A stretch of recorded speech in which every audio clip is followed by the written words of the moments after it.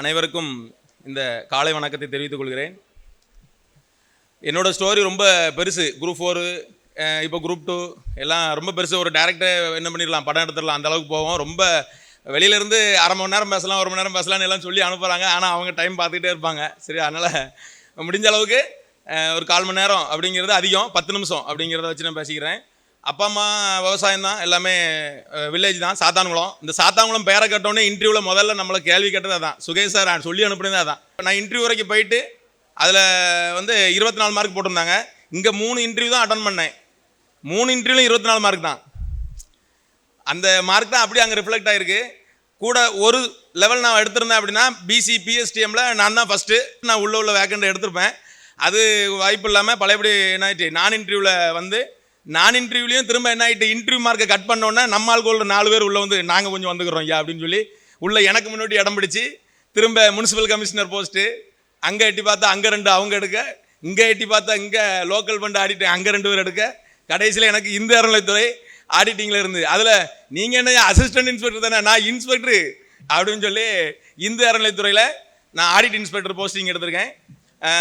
ஒரே அட்டம்ப்ட். சரியா, குரூப் 4ல் நெல்லை மாநகரத்தில் இருக்கிற சுரேஷ் அகாடமி தான் எனக்கு ரொம்ப பக்கம்.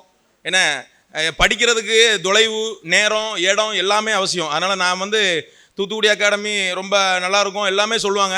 ஆனால் எனக்கு நேரம், மணி, காலம் எல்லாமே ரொம்ப முக்கியம். ஏன்னா நம்ம பேக்ரவுண்ட் அப்படி விவசாய குடும்பம்.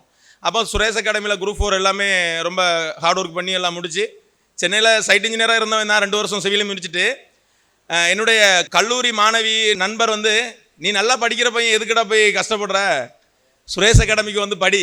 எனக்கு சுரேஷ் அகாடமினா எங்கே இருக்குன்னே தெரியாது. காலேஜ் முடிச்சுட்டு வேலைக்கு போகும்போது நான் அங்கே தான் படிக்கேன், எங்கள் அப்பா கல்யாணம் முடிச்சு வச்சுருவார் போல், நீயும் வேணா படி, நான் அதுக்கு ஏமாத்துறதுக்காண்டி உட்காந்துருக்கேன் அப்படின்னா. சரி நான் வேணா வாரேன்னு சொல்லி அங்கே சண்டை போட்டுட்டு, எதுக்கு சண்டை போட்டேன்னே தெரியாது, சண்டை போட்டுட்டு நான் மேல் படிக்க போகிறேன்னு நெல்லை சுரேஷ் அகாடமியில் படித்து கம்ப்ளீட் பண்ணி என்ன பண்ணியாச்சு. நான் வரும்போது சுரேஷ் அகாடமியில் நெல்லையில் ஜாயின் பண்ணும்போது ஒரு மரம், வேப்ப மரம் ஒன்று எங்கள் ஊர் கோயில் பக்கத்தில் நட்டு வச்சேன். அந்த மரம் இப்போ அந்த கோயிலை தாண்டி வளர்ந்துட்டு இருக்கேன். நானும் வளர்ந்துக்கிட்டே இருக்கேன். குரூப் 4ல் பாஸ் பண்ணேன். இப்போ போனாலும் அந்த மரத்தை தொட்டு கும்பிடுவேன். என்னுடைய நம்பிக்கை அது. நான் மரத்தை தொட்டு கும்பிடுவேன்.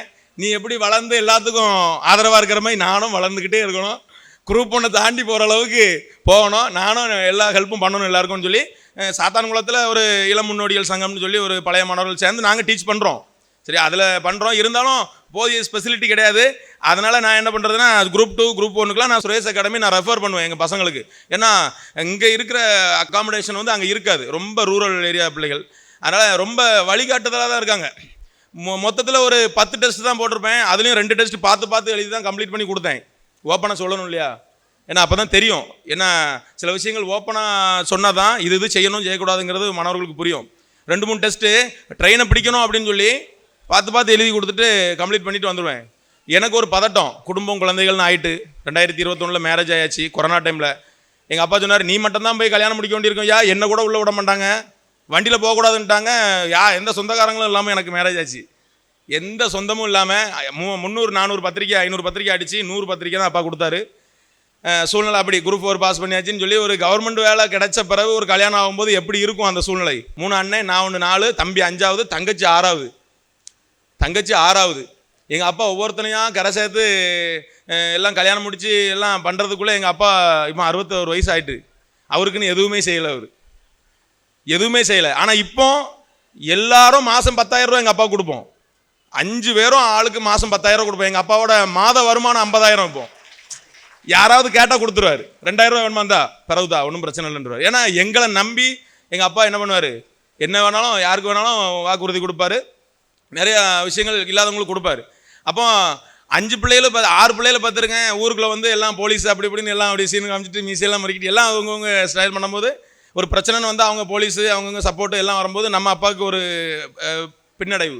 அப்போ ஆசைக்கு 6 பிள்ளைகளை பத்துங்கிறதான் எனக்கு பேர் அப்படின்னு சொல்லி அடிக்கடி சொல்லுவார். ஆசைக்கு 6 பிள்ளைகளை பத்துட்டேன், என்ன செய்ய, படிப்பறிவு இல்லாத காலம் அப்படின்னு சொல்லி சொல்லுவார், ஆதங்கப்படுவார்.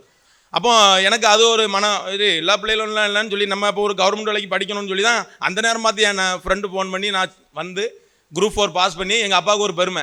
அதுக்கு முன்னாடி 2 அட்டம்ப்ட் போலீஸு. நீங்களே சொல்லுங்கள், நான் 170 சென்டிமீட்டர் இருப்பேனா இல்லையா? இருப்பேன்னு எனக்கு நம்பி தான் 2 அட்டம்ப்ட் போட்டேன். 169.5 வெளியே போ. எனக்கு பின்னாடி ஒருத்தன் எங்கள் ஊருக்காரன், நான் தான் அப்ளை பண்ணேன் அவனுக்கு, அப்பா இல்லாத பையன், 169.5 தான், நீ 170 தம்பி, நீ உள்ளே போகலாம் அப்படிங்க. அவனுக்கு நேரம், ஒரு தகப்பனை இழந்த பையனுக்கு வாழ்க்கை அங்கே கிடைக்குது. எனக்கு இன்னும் ஒரு வருஷம் பொறுமையாயிரு, இன்னும் மேலே இருக்கு உனக்கு. அந்த ஒரு வாய்ப்புக்காண்டி நமக்கு அதை நம்ம ஏற்றுக்கணும். அதுக்காக முன்ன வச்ச காலம் பின்ன வைக்கக்கூடாது.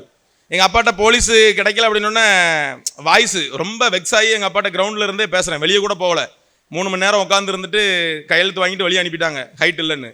நான் university sports player, kabaddi, athlete எல்லாமே. ஆனால் எனக்கு வந்து இனிஷியலாக ஒரு ஹைட்டு கூட மெஷர்மெண்ட் பண்ணி என்னால் உள்ளே போக முடியல. ரொம்ப கஷ்டப்பட்டு கண்ணீர் வரல. ஆனால் அழாத குறைக்கு எங்கள் அப்பாட்ட பேசும்போது, ஒன்றும் பிரச்சனை இல்லையா, போலீஸ் வேலைன்னா கஷ்டமாக இருக்கும், உன்ட்ட சொன்னா நீ கேட்க மாட்ட அப்படின்னு சொல்லி எங்கள் அப்பா ஆறுதல் படுத்திட்டு வீட்டுக்கு போனோன்னே, சரி பாப்பா நான் ஏதாவது ப்ரைவேட் கம்பெனி வேலைக்கு தேடி பார்க்கேன் அப்படின்னு. இதில் எவ்வளோ தான் ஆழம் இருக்குன்னு பாரு, டிஎன்பிசியில் எவ்வளோ தான் ஆழம் இருக்குன்னு நீ தான் பாரு, என்ன உனக்கு கெட்டு போச்சு, இன்னும் வீட்டில் நம்ம வீட்டில் தானே இருக்கா, சாப்பாடு போட முடியாமல் இருக்கேனா, அதில் என்ன தான் இருக்குன்னு பாரு அப்படின்னு ஒரு வார்த்தை. அதுக்கு பிறகு எங்கள் அப்பா, நான் என்ன எக்ஸாம் எழுதுறேன்னு தெரியாது, என்ன எழுதுறேன்னு தெரியாது, ஒன்றும் தெரியாது, சரியா, நான் பாஸ் ஆகிட்டேன். நான் பாஸ் ஆனதே என் தம்பிக்கிட்ட தான் கேட்பாரு, என்ன எப்படி எழுதியிருக்கான், ஒன்றும் சொல்ல மாட்டேங்கானா என்ன அப்படி, நேரடியாக கேட்க மாட்டார். ஏன்னா நல்லா எழுதலைன்னு சொல்லிட்டு ஐயோ தப்பா கிடைக்காது போல வேலை அப்படின்னு நினச்சி வருத்தப்படுவேன்ட்டு. இப்போவும் குரூப் 1 எழுதுனேன் ப்ரிலிம்ஸு, என் தம்பிக்கிட்ட தான் ஃபோன் போட்டு கேட்டிருக்காவ, என்கிட்ட கேட்கல, எப்படியா தேறிடுவானா, ஏன்னா அந்த ஒரு நம்பிக்கை. ஏன்னா அவன் நினச்சி அவன் ஃப்யூச்சர் வேலையை விட்டுட்டு, சென்னையில் வேலையை விட்டுட்டு வந்து படிக்கிறேன் அப்படிங்க. அப்போ அவனுக்கு தெரியும் ஃப்யூச்சரில் எப்படி பிளான் பண்ணணும் அப்படின்னு. படிக்க வைக்க தானே முடியும், அவங்களுக்கு வேறு என்ன பண்ண முடியும். ஒரு சப்போஸ் ஒரு சின்ன விஷயத்துக்கு கூட ஒரு ரெஃபரர் பண்ண கூட எங்கள் அப்பாவுக்கு முடியாது. ஏன்னா விவசாய குடும்பம் அப்படி தான். அதுக்கு பிறகு குரூப் 4 முடிஞ்சு எல்லாம் ஜாயின் பண்ணியாச்சு, மேரேஜ் ஆகிடுச்சு. குரூப் 2 வந்தாச்சு, ப்ரிலிம்ஸுக்கு லீவ் போடாமல் எழுதியாச்சு. நான் தனியாக வாழவில்லை, தமிழோடு வாழ்கிறேன் அப்படின்னு திருவி கல்யாண சுந்தரனார் சொன்ன மாதிரி அந்த ப்ரிலிம்ஸ் எக்ஸாமை எனக்கு தமிழ் தான் காப்பாற்றி கொடுத்துச்சு. 164 கொஸ்டின் போட்டிருந்தேன், பிஎஸ்டிஎம் டிகிரி வச்சுருந்து 144 கொஸ்டின் போட்டிருந்தேன். எனக்கு ப்ரிலிம்ஸ் கிளியர் ஆகிட்டு மெயின்ஸுக்கு திரும்ப படிக்கணும் அப்படிங்கும்போது திரும்பவும் நெல்லை அகாடமியில் தான் போய் சரி கொஞ்சம் லாஸ் ஆஃப் லீவ்லாம் போட்டிருந்தேன். ரொம்ப கஷ்டம், குழந்தைகள் ஆன பிறகு எப்படி படிக்க ஆஃபீஸில் இருந்து அப்படிங்கும்போது ரொம்ப கஷ்டம். எனக்கு 10 நாளைக்கு ஒருக்கா டெஸ்ட் போட சொல்கிறாங்க சார். சொல்கிறது அதான், நீ கடலளவு படிக்கணும் அப்படிங்கிறதெல்லாம் கிடையாது, நீ சிலபஸை கடலளவு படித்து அப்படியே உள்ளங்கையில் வைக்கணும் அப்படிங்கிறதெல்லாம் கிடையாது. அட் ப்ரெசென்ட் ஆஃப் டைம் நீ உள்ள உன்னுடைய ப்ரெசன்டேஷன் எப்படி இருக்குது. நான் கரண்ட் அஃபேரில் ரொம்ப ஆசைப்பட்டு படிக்கிற ஒரு சப்ஜெக்ட் தமிழுக்கு அடுத்தது கரண்ட் அஃபேர் தான். நான் எழுதின எல்லா நோட்டில் உள்ள கரண்ட் அஃபேர் அப்படி தொகுத்து உள்ளுக்கு அப்படி பிரித்து ஒவ்வொரு கொஸ்டினுக்காக அப்ளை பண்ணி தான் நான் என்ன பண்ணியிருந்தேன், எழுதியிருந்தேன். நான் படித்த கொஸ்டின் எதுவுமே அங்கே வரல, கரண்ட் அஃபேரை தவிர எல்லாமே கரண்ட் அஃபேர் தான் கேட்டிருக்கான். படித்தேன்னு சொல்லி சிலபஸ் வைஸ் படித்தது படிக்கிறது உண்மை, அதெல்லாம் படிக்கணும். இருந்தாலும் உள்ளுக்கு நம்ம எப்படி இன்புட் கொடுக்குறோம், ஒரு கொஸ்டின் கேட்குறான் அப்படின்னா நம்ம அது ரிலேட்டடாக கரண்ட் அஃபேர் என்னென்ன விஷயங்கள்லாம் உள்ளே கொடுக்கணும், என்னென்ன பயாசாட் போடணும், ஒரு ப்ரெசன்டேஷன் எப்படி கொடுக்கணும். ஒரே அட்டம்ப்ட் தான். குரூப் 2 நான் இதுக்கு முன்னாடிலாம் மெயின்ஸ் எழுதுனதே கிடையாது. ஒரு நம்பிக்கையில் என்ன பண்ணியாச்சு, லாஸாக போய் போட்டாச்சு. அதான் சொல்கிறாங்கல்ல, செய் அல்லது செத்துமடி, உனக்கு வேணும் இல்லைன்னா அவ்வளோதான், நீ பின்னாடி உன்னுடைய ஜாபில் வந்து இன்க்ரிமெண்ட்டு ப்ரொமோஷனு எல்லாத்துக்கும் நீ பின்னாடி தான், துணிஞ்சு போராடு, சரியா. சுயராஜ்யம் எனது பிறப்புரிமை, அதை நான் அடைந்தே தீர்வேன் திலகர் சொன்ன மாதிரி குரூப் 2 என்னுடைய குறுகிய கால இலக்கு, அதை நான் அடைஞ்சே தீரணும், அதுக்கு தான் நான் லீவ் போட்டு தான் ஆகணும் அப்படிங்கிற ஒரு வெறியில் என்ன பண்ணியாச்சு. சம்பளமே இல்லாமல் மேரேஜ் ஆகி ஒரு சின்ன குழந்தை கை குழந்தை இருக்கும்போது சம்பளம் இல்லாமல் ஒரு 7 மாதம், அதில் ஒரு 3 மாதம் தான் ஒழுங்காக படிச்சிருப்பேன் அகாடமிக்கு போய். மீதி இந்த மெடிக்கலுக்கு போக வாங்க மணி இல்லாமல் ரொம்ப ப்ரெஷர். ஆஃபீஸ்லேருந்து ஃபோன், நீ வர்றியா, அங்கே அனுப்பவா இங்கே அனுப்பவான்னு எஸ்ஐக்கு ராஜா கிட்ட கேட்டால் தெரியும். ஐயோ படாத பாடு. 3 மாடல் இன்டர்வியூ தான் நாங்கள் அட்டன் பண்ணியிருக்கேன். ஒரு நாள் நைட்டு வேகமாக பைக்கில் வந்து இல்லை 8 மணி 8:30 மேலே இவங்ககிட்ட சொல்லி கடைசி ஆளாகவே அட்டன் பண்ணேன். அப்பவும் 24 மார்க் தான். நீ அங்கே போனாலும் உனக்கு 24 மார்க்கு தான் கடவுள் எழுதி வச்சிருப்பான் போல, சரியா. அந்த மாதிரி சின்ன டைம் கிடச்சாலும் பயன்படுத்தணும்னு நான் ஓடி ஓடி வந்து நான் பயன்படுத்தினேன். எனக்கு போதிய நேரம் இல்லைன்னா இன்டர்வியூ போஸ்ட்டில் கேட்குறாங்க, மாதொரு பாகன் எழுதின இல்லை பெருமாள் முருகன் எழுதின மாதொரு பாகன் அந்த அப்படிங்கிற நூல் சாகித்ய அகாதமி ரொம்ப ஈஸியானது. எப்பவும் நம்ம வழக்கமாக ஒரு சர்ச்சைக்குள்ளான நூல் கேட்குறாங்க. ஒரு தமிழ் சார் கேட்குறாங்க, 3 பேர் இருந்த டேபிளில் எனக்கு கேட்குறாங்க. எனக்கு அவங்களே சொல்கிறாங்க தெரியுது சொல்ல வர மாட்டேங்க அப்படின்னு அவங்களே கேட்குறாங்க. எனக்கு அந்த இடத்துல நான் என்ன பண்ணேன் அப்படின்னு ஒன்று புரியலை. மாதொரு பாகன் பெருமாள் முருகன் எழுதின நூல் சாகித்ய அகாதமி நூல் ரொம்ப சர்ச்சைக்கு உண்டானதாக இருந்தது, அது சொல்ல முடியல. அந்த மாதிரி ஒரு சின்ன சின்ன விஷயங்கள் ஒரு 2-3 கொஸ்டின் எனக்கு வந்து நான் அதை பின்னடைவாக நினச்சிக்கிட்டேன். அவங்க வந்து நல்லா வாய்ஸ் ரைஸ் பண்ணி ரொம்ப பேச வேண்டுவாங்க, எல்லாம் க்ளீனாக தான் பண்ணேன். ஆனால் அந்த ஒரு 2-3 சின்ன கொஸ்டின்ஸ் நான் சொல்ல முடியல. ஆனால் அவங்க 24 மார்க் போட்டிருந்தாங்க. ஜெயராஜ் பெனிஸ் கொலை வழக்கை பற்றி தான் பேசினாங்க. நம்ம எப்படி உள்ள ஹேண்டில் பண்ணுறோம், அவங்ககிட்ட எப்படி என்கிட்டயே டிஸ்கஷன் பண்ணி தான் பேசினாங்க. கொஸ்டினாக எதுவுமே கேட்கல என்கிட்ட. எது பண்ணியிருந்தா நல்லா இருந்திருக்கும் அப்படின்னு கேட்கும்போது, அதாவது குற்றவாளின்னு சொல்லி அவங்க கொண்டு போனவங்கள ஆட்கொணர்வு மனு போட்டு ஜட்ஜி முன்னாடி கொண்டு நிப்பாட்டியிருக்கணும் அப்படிங்கிற விஷயத்த அவங்க பண்ணியிருக்கணும் சார் அப்படின்னு. அவங்க அதுக்கு ரொம்ப பாராட்டு சொன்னாங்க என்கிட்ட. கண்டிப்பாக அந்த லாயர் ஜட்ஜி முன்னாடி அவங்க கொண்டு வந்து நிப்பாட்டியிருக்கணும், அதை பண்ண தவறிட்டாங்க, அதனால தான் அவங்களோட உயிரிழப்புக்கு காரணமாயிடுச்சு அப்படின்னு சொல்லி சில விஷயங்கள் எல்லாம் சிரிச்சுக்கிட்டே டிஸ்கஷன் பண்ணாங்க. அந்த இதில் எனக்கு மார்க் கொஞ்சம் கம்மியாயிடுச்சு. இருந்தாலும் அந்த டெஸ்ட் எழுதும் போது அப்படி தான் சார் சொன்ன மாதிரி எனக்கு வேற ஒன்றுமே தென்படலை. சார் சொன்னதை தான், நீ நீ பேப்பர் கம்ப்ளீஷன் பண்ணினா உனக்கு போஸ்ட் அப்படிம்பாங்க. இப்போ நீங்கள் ஒவ்வொருத்தவங்களும் நான் இன்டர்வியூ போஸ்ட்டில் எடுத்திருக்கீங்க, நீங்கள் மார்க் கம்மியாக எடுத்திருந்தா கூட பேப்பர் கம்ப்ளீஷன் ஒன்று பண்ணியிருப்பீங்க, அதனால தான் உங்களுக்கு அந்த மார்க் கூட வந்திருக்கும். அவங்க சொல்கிறது அதான். நம்ம நிறைய விஷயங்கள் தெரிஞ்சிருக்கா இல்லையாதுங்களா, அந்த 3 மணி நேரத்தில் 300 மார்க்குக்கு உன்னால் எழுத முடியுதா, அதை தான் அவங்க பார்ப்பாங்க. அப்போ அந்த திறமை அவங்ககிட்ட இருக்கும்போது நீ என்ன வேணாலும் எழுதலாம். லாஸ்ட் ஒரு 3 ஃபுல் டெஸ்ட் மாதிரி போட்டேங்க. அந்த ஃபுல் டெஸ்ட்டில் தான் 2 நிமிஷம் இருக்கும்போது கரெக்டாக பேப்பர் கம்ப்ளீஷன் பண்ணேன். எதுவுமே ப்ரிப்பேர் பண்ணாமல் வந்து ஏற்கனவே படித்தது ப்ரிப்பேர் பண்ணதை வச்சு வந்து உள்ளே போகிறோம். எல்லா கொஸ்டினையும் சாய்ஸ் என்னென்ன கொடுத்துருக்காங்களோ எல்லாத்தையும் விட்டுட்டு 5 நிமிஷத்துக்கு முன்னாடி முடிக்கணும் அப்படிங்கிற ஒரு ஏமில் தான் போனேன். 2 நிமிஷம் தான் முடித்தேன். அதே மாதிரி தான் டிஎன்பிசி எக்ஸாம் நம்ம திருநெல்வேலி தான் எழுதினேன். சென்று 2 நிமிஷம் இருந்தது எனக்கு. டைமை பார்த்தேன், அதுக்கு கொஸ்டின் கரெக்டாக விட்டுருக்கோமா நம்பர் போட்டிருக்கோமாங்கிறத அந்த 2 நிமிஷத்தில் பார்த்துட்டு கையில் கொடுத்தேன். நம்ம எதை நினைக்கிறோமோ எதை செய்கிறோமோ அதாக தான் மாறுவோம். அதனால் இதுக்கு அடுத்தபடி குரூப் 1 அப்படிங்கிறது எனக்கான அதுவும் ஒரு இலக்காக நிர்ணயிச்சிருக்கேன். அதுக்கு ரொம்ப கஷ்டம். காலையில் எந்திரிச்சோன்னா நான் என் பையனுக்கு முன்னாடி எந்திரிக்கலாம் பார்த்தா அவன் எனக்கு முன்னாடி எந்திரிச்சிடறான். 5 மணிக்கு நான் எந்திரிக்கேன்னா அவன் 5 மணிக்கு எந்திரிச்சிடறான். நான் 4 மணிக்கு எந்திரிக்கிற அன்னைக்கு அவனும் 4 மணிக்கு எந்திரிச்சிடறான்.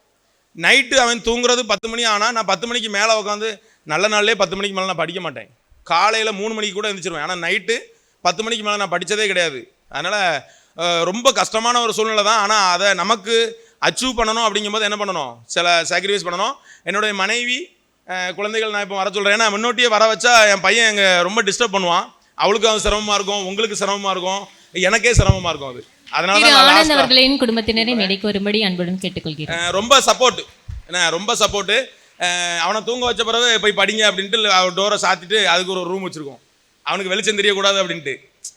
ரொம்ப சப்போர்ட் பண்ணுவா. ஏன்னா நல்ல மெயின்ஸ் எழுதும் போதெல்லாம் அவங்க அம்மா வீட்டில் போய் நான் இருந்துக்கிறேன் அப்படின்னு சொல்லி அவளை நான்லாம் அனுப்பலை. அவளை தப்பாக நினச்சிடக்கூடாது. அம்மா வீட்டுக்கு அனுப்பும் போதும் கஷ்டமாக இருந்தது. எங்கள் அம்மா அப்பா கூட எதுக்குடா அங்கே அனுப்புகிறேன் அப்படின்னாவ, நான் ஒரு விஷயத்துக்காண்டி போராடுறேன், அது கிடைச்ச பிறகு அவள் சந்தோஷப்படுவா, என் பையன் சந்தோஷப்படுவான், அவனுக்காண்டி தான் எல்லாம் செய்கிறோம்.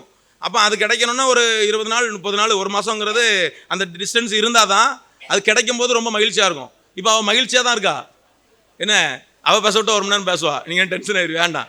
அதனால் ரொம்ப மகிழ்ச்சியாக தான் இருக்கா. இதுக்கு அடுத்து குரூப் 1 போகணும்.